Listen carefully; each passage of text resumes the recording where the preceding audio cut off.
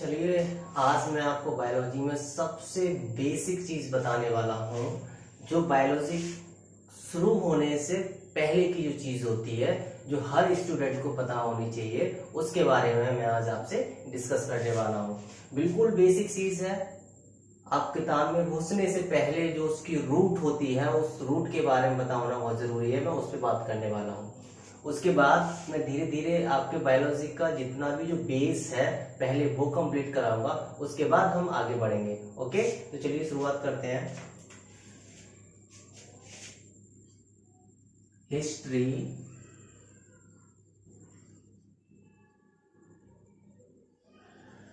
Of biology.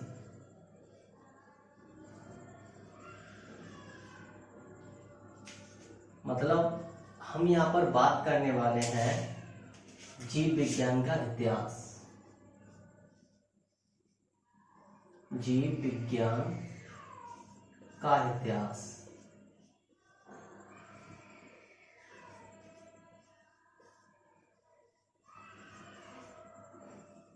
वैसे एक बात कहना चाहूँगा, जितने भी स्टूडेंट हैं जो अपनी स्टडी करते हैं, उनको बखूबी ये चीज़ जरूर मालूम होनी चाहिए। कोई भी सब्जेक्ट हो, या वो आपका इंग्लिश हो, या वो आपका हिंदी हो, या वो मैथ हो, मतलब जो भी आपके सब्जेक्ट हैं, उस सब्जेक्ट के बारे में आपको ये पता होना चाहिए कि इसकी हिस्ट्री क्या है, ये कहाँ से शुरुआत हुआ था, खोज किसने की थी, कैसे कैसे क्या क्या हुआ था, ये सारी चीजें पता होना बहुत जरूरी होता है। ठीक है, तो मैं बात करने वाला हूं। चलिए तो शुरू करते हैं। सबसे पहले बात करेंगे जीव विज्ञान शब्द के बारे में। जीव विज्ञान शब्द, देखिए, जीव विज्ञान शब्द जो लिया गया है आपका, वो ग्रीक से लिया गया है, ग्रीक भाषा से। जीव विज्ञान जो शब्द है वो ग्रीक भाषा से लिया गया है, और जो बना है आपका bios plus logos equals to biology.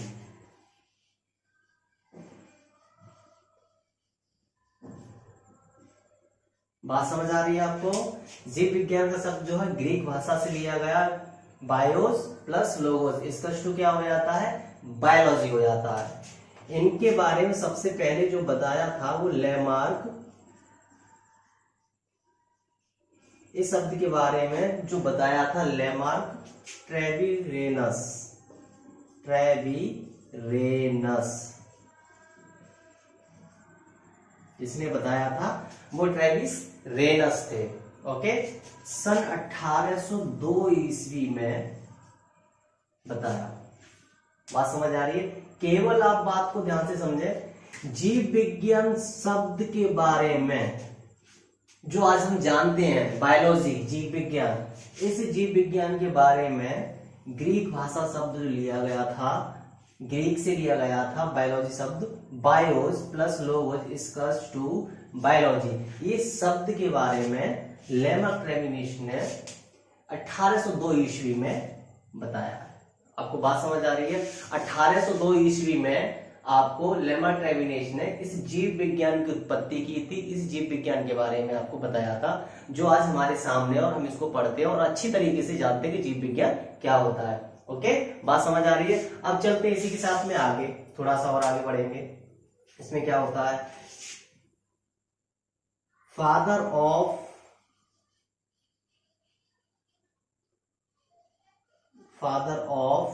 Biology.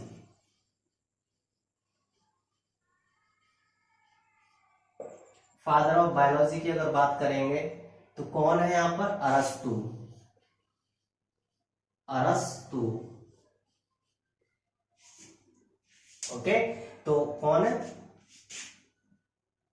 जीव विज्ञान के जनक, जीव विज्ञान के जनक।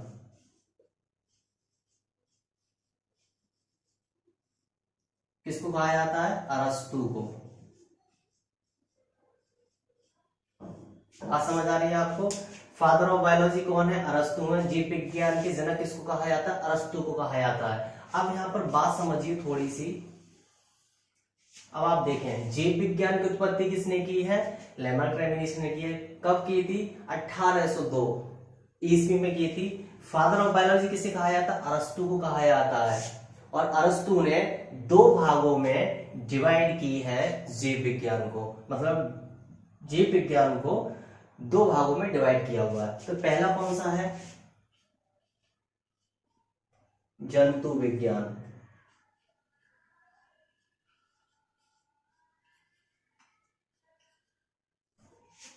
और दूसरा कौन सा है? वनस्पति विज्ञान।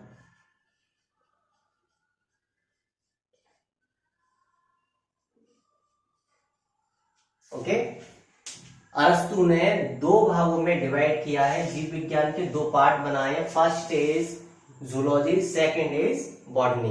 ओके, बात समझ आ रही है आपको? तो अरस्तु ने जंतु विज्ञान और वनस्पति विज्ञान बताया है। तो इसमें सबसे पहले हम जो बात करेंगे वो जंतु विज्ञान में बात करने वाले कि जंतु विज्ञान में क्या हुआ था।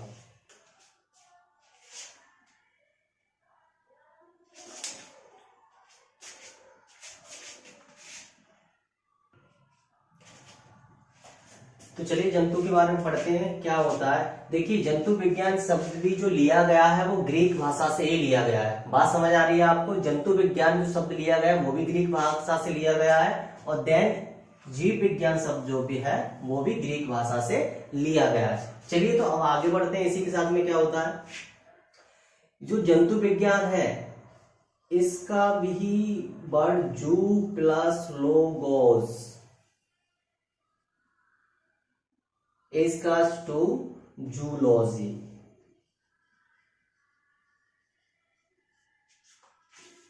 ठीक है, इसका भी जो शब्द बना है जू प्लस लोगोस से बना है, जिसे हम जूलॉजी कहते हैं। अब आप इसमें एक बात देखिए, ठीक है, इन्होंने जूलॉजी बुक बनाया हुआ है और इन्होंने अपनी एक बुक दी थी जिसका नाम था हिस्टोरिया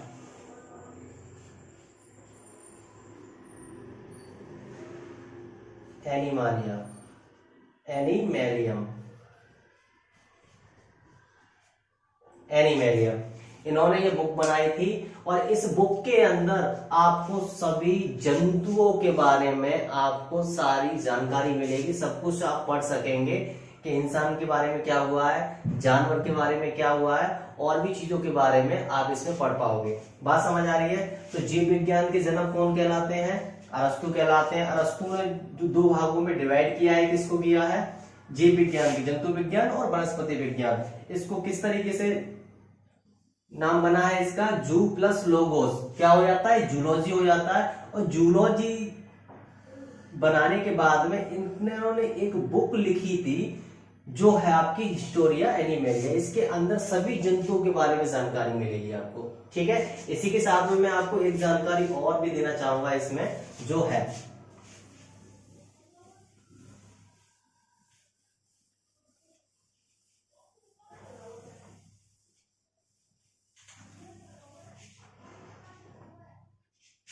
कैरोलस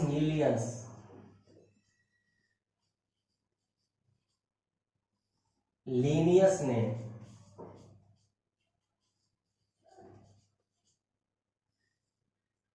कैरोलस लीनियस ने दूनाम पद्धति का नामकरण दिया है।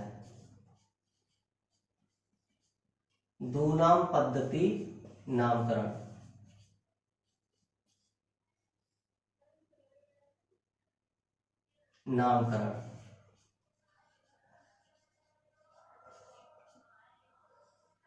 जिसे बिनोमियल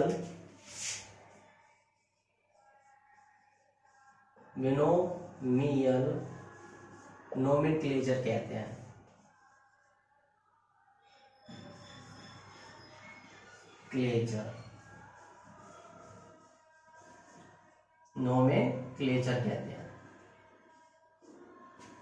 नोमेनक्लेचर कहते हैं।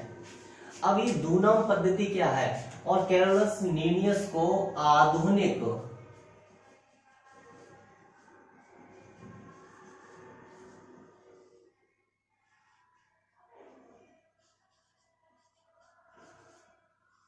आधुनिक जगत के जनक कहे जाते हैं।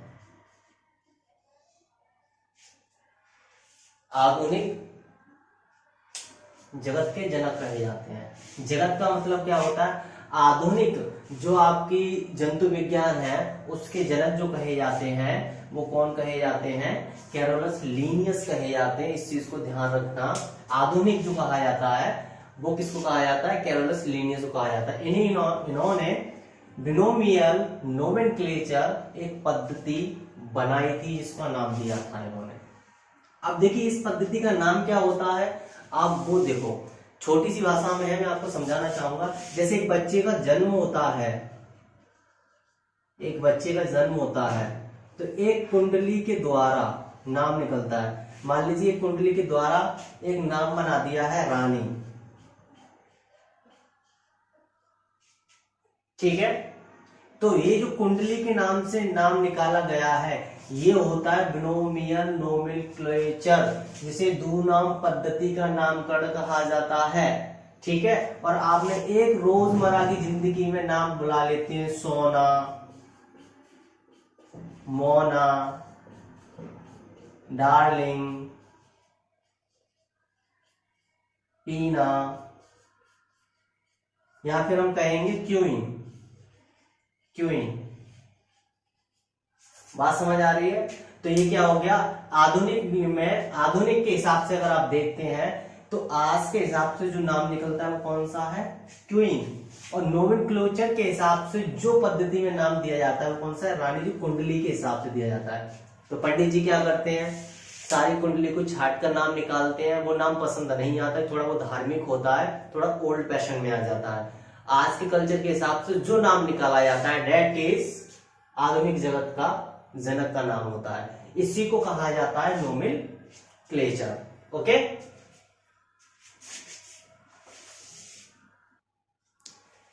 इन्होंने भी अपनी बुक जो दी थी,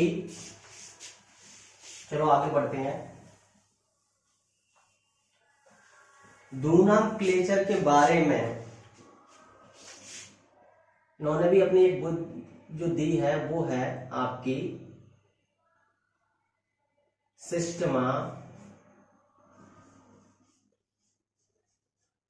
नेचुरी। इन्होंने जो अपनी बुक दी थी वो सिस्टमा नेचुरी दी हुई थी। जिस तरीके से अब आगे जितने भी आप आगे इसमें पढ़ेंगे तो आपको अलग अलग तरीके से नाम मिलेंगे, जैसे किंगडम, स्पीसीज, फाइलम, ये जितने भी आपको नाम मिलेंगे वो नोमेनक्लेचर के हिसाब से ही अलग अलग जीव के, अलग अलग ऑर्गेनिज्म के आपको नाम मिलेंगे। इसीलिए इसको आधुनिक के जो जगत के जनक कहे जाते हैं वो कैरोलस लीनियस कहे जाते हैं, जो दूनाम पद्धति का नामकरण किया था। इसी के द्वारा आपको अलग अलग तरीके से नाम देखने के लिए मिलते हैं। ओके, इसके साथ साथ में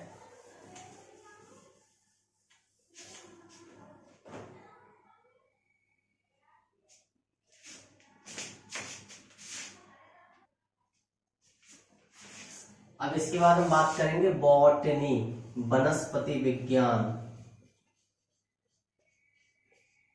वनस्पति विज्ञान,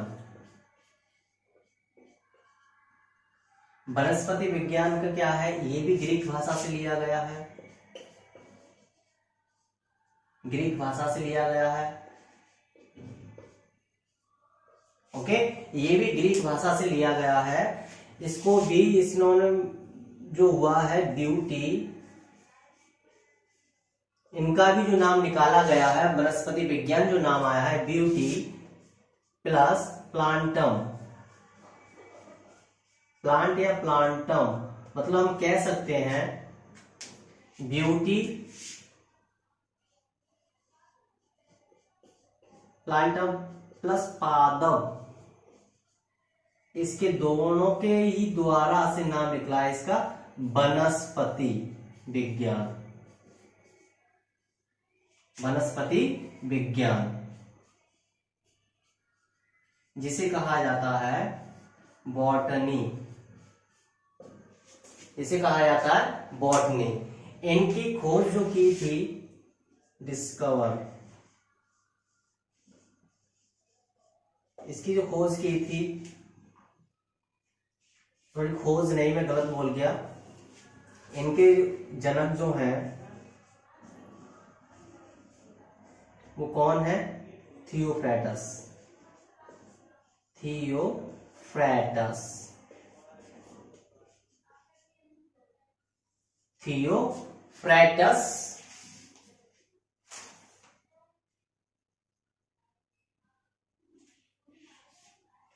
इनको फादर ऑफ बॉटनी कहा जाता है।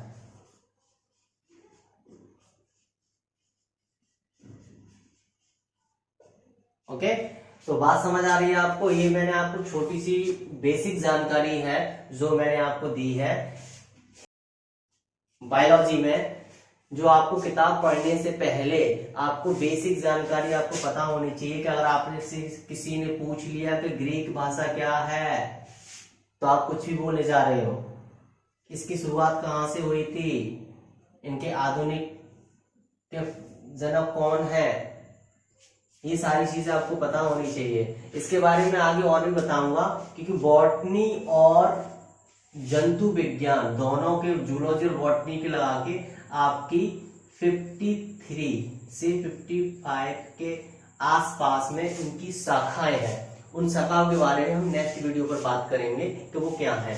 ठीक है, आपको समझ आ रहा है? तो उम्मीद करता हूँ आपको ये वीडियो समझ आई होगी, आपको बेसिक सी जानकारी। आगे मिलेंगे एक नए टॉपिक के साथ में, जिसमें मैं बताने वाला हूँ कि इसकी शाखाएं जो है, ब्रांचें हैं, वो कितनी हैं और उनका क्या क्या यूज है और किस लिए वो होती हैं। Okay, thank you.